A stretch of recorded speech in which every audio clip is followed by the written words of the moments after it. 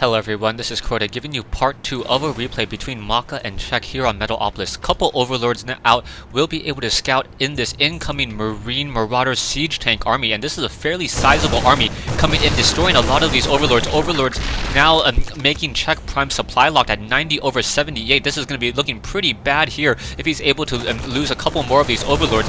Marines now shooting down, further taking down more units, and now in comes some siege tanks. I'm not sure how CheckPrime can really be able to stop this right now. His army is not large enough. He does have 2 infestors and a couple banelings, so those banelings are going to be the key in taking out those mutalisks. But whether or not those siege tanks will be able to pop those banelings before those banelings get into position will be another issue.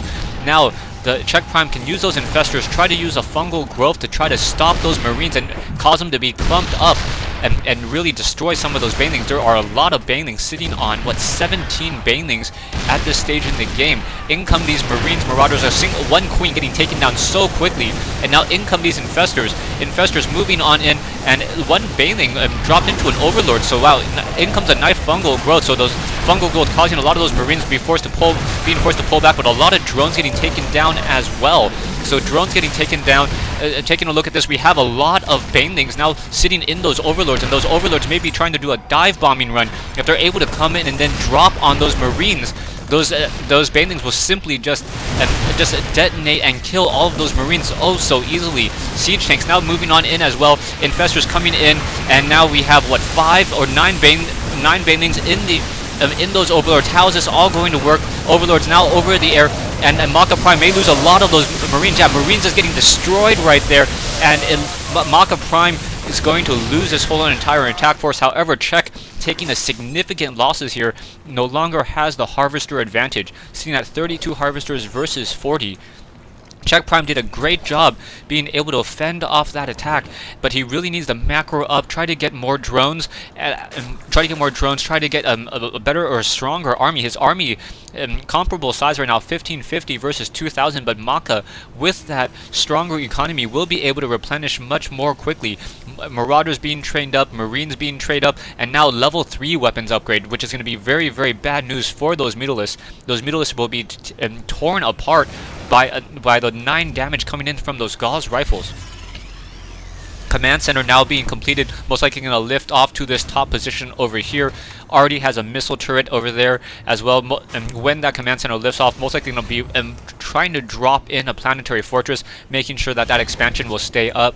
One of the benefits of a planetary fortress, besides the giant gun on top of the planetary fortress, is the fact that the command center gets an additional 2 armor.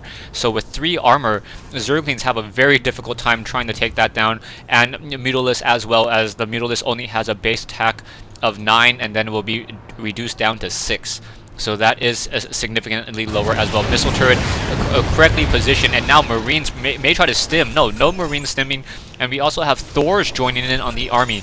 A very, very long range attack, able to do 48 damage per volley. In comes a Mutalist. Those Mutalisks, however, going to run head on into 2 missile turrets, and CheckPrime really has no way to slow down the economy of Maka. CheckPrime does in fact have Hive Tech though, so if he tries to go for a Greater Spiral or even Ultralisk, this may change the game. The Ultralisk with Infestor Frenzy are fairly difficult to stop. They attack faster. Marauders and siege tanks take a lot of damage from those units, from those Ultralisks, as the Ultralisks also have a very, very wide splash damage. Those Thors do not have the 250mm strike cannon upgrade.